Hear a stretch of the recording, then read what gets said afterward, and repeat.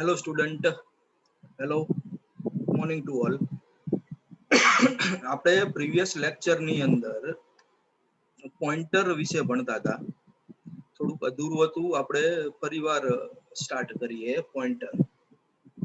Pointer points to the address of another variable. Pointer છે એ બીજા variable ના address ને પોઇન્ટ કરે. For example a equal to 10. તો 10 છે કોઈ એક મેમરી એલોકેશન થયેલું હોય. 10 છે કોઈ એક મેમરી લોકેશન ઉપર સ્ટોર થયેલું હોય. તો એ ક્યાં સ્ટોર થયેલું હોય એ એડ્રેસ જાણવા માટે આપણે પોઇન્ટર નો ઉપયોગ કરી શકીએ. એડ્રેસ જાણવા માટે આપણે એમ્પરસેન્ડ નો સિમ્બોલ યુઝ કરી શકીએ. Return a pointer that represent the address of variable. અને પોઇન્ટરે પોઇન્ટ કરેલી વેલ્યુ જાણવા માટે પોઇન્ટર નો સિમ્બોલ છે સ્ટાર, મલ્ટીપ્લિકેશન. બરાબર કે આપણે જે કંઈ પણ પ્રોગ્રામ C# ની અંદર કરીએ એ બાય ડિફોલ્ટ સેફ મોડ ની અંદર થાય. Default whatever we code write in C# by default is safe mode. Pointer છે ડાયરેક્ટલી મેમરી સાથે કનેક્ટેડ હોય. મેમરી ની વાત આવે એટલે આપણે પોઇન્ટર નો જ્યારે પ્રોગ્રામમાં ઉપયોગ કરીએ ત્યારે કમ્પલસરી અનસેફ કીવર્ડ નો ઉપયોગ કરવો પડે. Unsafe code allow us to work with memory directly. Memory સાથે ડાયરેક્ટલી વર્ક કરવાનું હોય ત્યારે આપણે અનસેફ કીવર્ડ નો યુઝ કરવો પડે. we can use unsafe keyword before main. Main ની આગળ આપણે અનસેફ કીવર્ડ લખવો પડે. કમ્પલસરી અનસેફ કીવર્ડ નો યુઝ કરવો પડે જ્યારે પોઇન્ટર ની વાત આવે ત્યારે. એક્ઝામ્પલ માં જોઈ શકાય છે કે x ની વેલ્યુ 100 છે, y ની વેલ્યુ 200 છે. અહીંયા ઇન્ટીજર પોઇન્ટર %x ખાસ એ ધ્યાન રાખવાનું કે પોઇન્ટર ડેટા ટાઈપ પછી તરત કરેલું છે, સ્પેસ પછી નહીં. Integer pointer space ptr1 %x. બરાબર, ઇન્ટીજર પછી પોઇન્ટર ની સાઇન પછી સ્પેસ આપેલું છે. x નું એડ્રેસ જે છે એને ptr1 પોઇન્ટ કરે એટલે આવું કહી શકાય. ptr1 is equal to address of x. x નું એડ્રેસ કોની પાસે છે? પોઇન્ટર વેરિયેબલ ptr1 પાસે. y નું એડ્રેસ કોની પાસે છે? Pointer variable ptr2.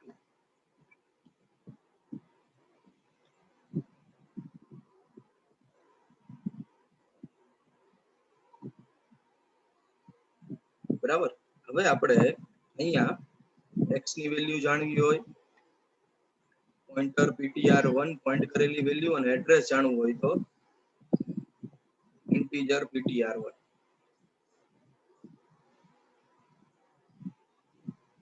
સેમ અહીંયા આપણે y ની વેલ્યુ જાણવી હોય, પોઇન્ટર ptr2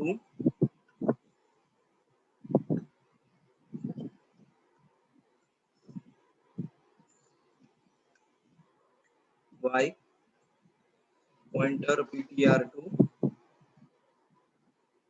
ઇન્ટીજર ptr2. એટલે x ની વેલ્યુ પ્રિન્ટ કરશે 100, પોઇન્ટરે પોઇન્ટ કરેલી વેલ્યુ, x નું એડ્રેસ એને પોઇન્ટ કરેલી વેલ્યુ એટલે 10 અને એનું એડ્રેસ જાણવું હોય તો ptr1 બતાવશે. અહીંયા જો ptr1 પાસે x નું એડ્રેસ છે,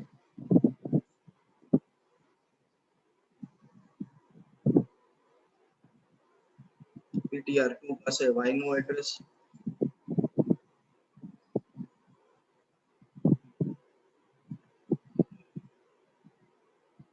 એટલે x ની વેલ્યુ અહીંયા પ્રિન્ટ થશે, પોઇન્ટરે પોઇન્ટ કરેલી વેલ્યુ એટલે x ની વેલ્યુ અહીંયા પ્રિન્ટ થશે અને એનું એડ્રેસ અહીંયા પ્રિન્ટ થશે.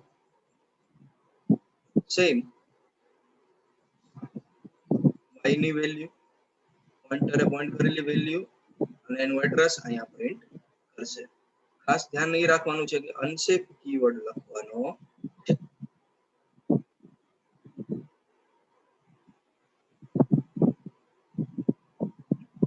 સ્વેપિંગ યુઝિંગ પોઇન્ટર, પોઇન્ટર થી સ્વેપ કરવાનું, એની વેલ્યુ બી માં, બી ની વેલ્યુ એ માં. ફંક્શન પોઇન્ટર નો ઉપયોગ કરી છે એટલે આપણે અનસેફ લખવું પડશે.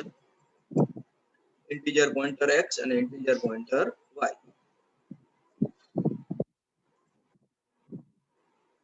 x ની વેલ્યુ ટેમ્પરરી માં જાય, x ખાલી થઈ ગયા એટલે y ની વેલ્યુ x માં જાય, અને ટેમ્પરરી માં જે ઓલરેડી x ની વેલ્યુ હતી y માં આવી ગઈ, ઇન્ટરચેન્જ થઈ ગઈ. અનસેફ વોઇડ મેઇન, એની વેલ્યુ 33 છે, એની વેલ્યુ 22 છે, એટલે a is equal to 33 અને b is equal to 22. Before swapping, a is 33 and b is 22.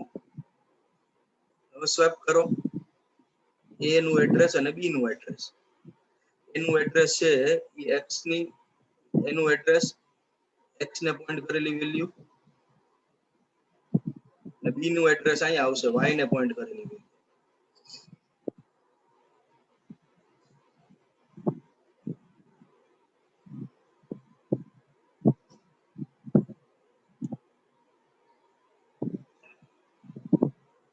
એનું એડ્રેસ આપશે x ને પોઈન્ટ કરેલી વેલ્યુ એટલે 33, અને b નું એડ્રેસ એટલે 22 ત્યાં છે, એનું એડ્રેસ y ને મળશે. 33 અને 22 અહીંયા ઇન્ટરચેન્જ થશે, એટલે એની વેલ્યુ 33 જે છે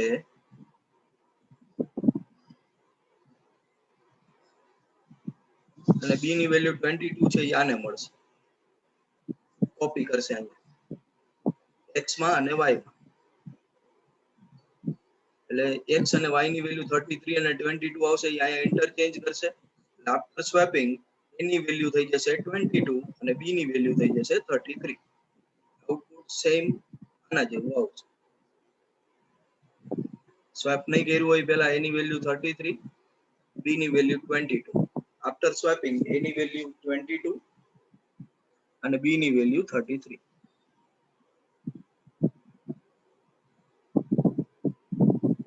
Now next topic is pointer to array. આપણે એવું જોઈ ગયા કે pointer points to the address of another variable. Pointer છે એ બીજા વેરિયેબલ ના એલિમેન્ટ ને પોઈન્ટ કરે, પણ પોઈન્ટર એરે ને કેવી રીતે પોઈન્ટ કરે? આપણે આગળ ડેટા સ્ટ્રક્ચર માં શીખી ગયા કે pointer points to the element of first value of A. કોને પોઈન્ટ કરે? એરે ના પહેલા એલિમેન્ટ ને. એરે ની અંદર તો ઘણી બધી વેલ્યુ હોય, a of 10 લખ્યું તો a of 0 થી a of 9 સુધી.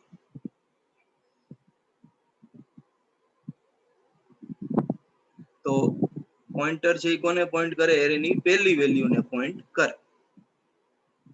સી શાર્પ ની અંદર ફિક્સ્ડ કીવર્ડ યુઝ થાય. ફિક્સ્ડ કીવર્ડ ની મદદથી પહેલા એલિમેન્ટ ને પોઈન્ટ કરવાનું કામ થશે. જો ફિક્સ નહીં લખો તો એરર આવે.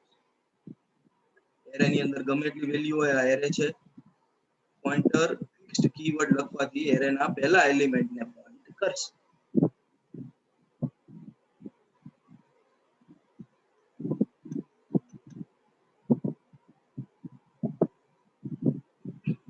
પ્રિન્ટ ઓલ એક ફંક્શન છે, પોઈન્ટર યુઝ કરેલું છે. 0 થી લેસ ધેન 10 એટલે 0 થી 9 સુધી ચાલશે.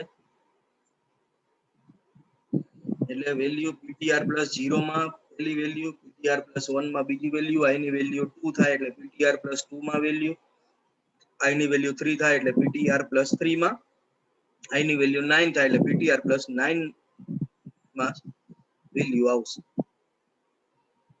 એરે અહીંયા છે વેલ્યુ ઇન્ટીજર એરે 1, આપણે એરે બનાવેલો છે, એની અંદર કેટલી વેલ્યુ આવશે? એટલે અહીંયા કાઉન્ટ ની વેલ્યુ આપણે 0 થી 9 સુધી ચાલશે. એટલે એરે ની અંદર 10 વેલ્યુ છે તો એરે 1 i ની કાઉન્ટ ની વેલ્યુ 0 થાય.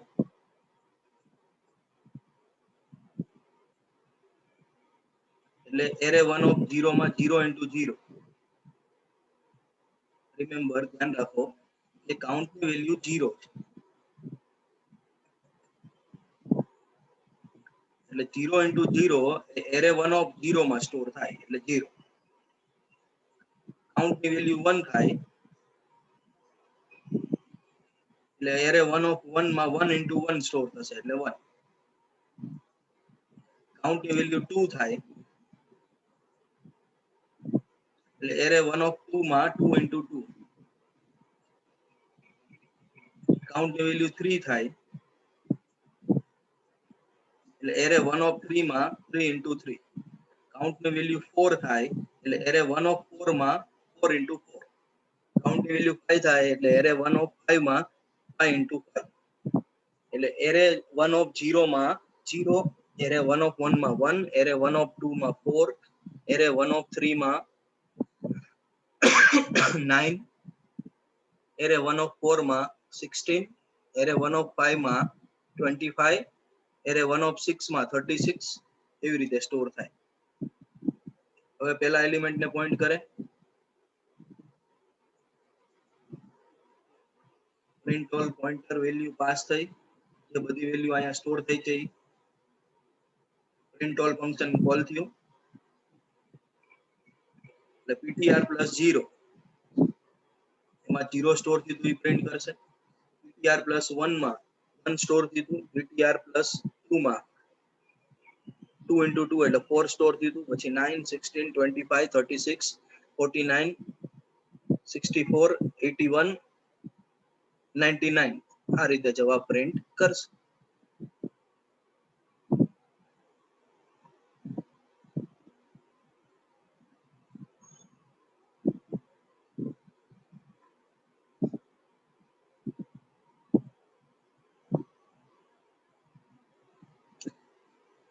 કાઉન્ટ ની value 0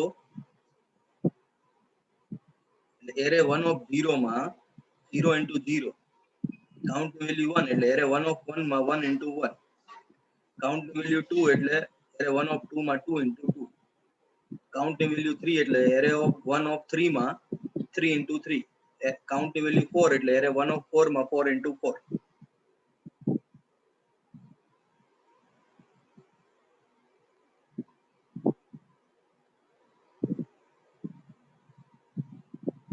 Now next topic is pointer to structure.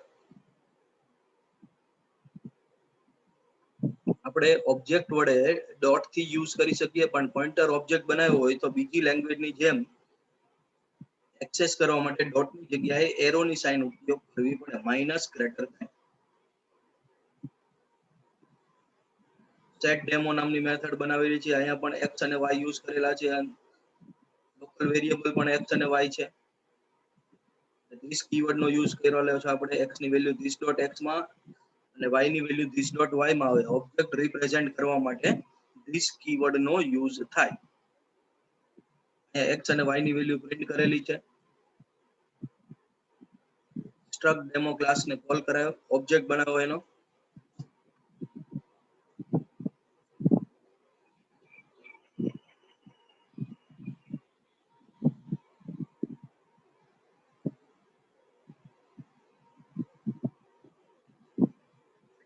Pointer object બનાવ્યો. સેટ ડેટા અને પ્રિન્ટ ડેટા કોલ કરવા માટે ડોટ ની જગ્યાએ શેનો યુઝ થશે? એરો ની સાઇન નો યુઝ થશે. સેટ ડેટા 10, 20 પાસ કર્યા. પ્રિન્ટ ડેટા વડે આપણે પ્રિન્ટ કરાવીએ ત્યારે 10 અને 20 પ્રિન્ટ થશે. હોપ તમને આ લેક્ચરમાં ખ્યાલ આવ્યો હશે. નેક્સ્ટ લેક્ચરમાં આપણે વધારે ટોપિક સાથે મળીશું.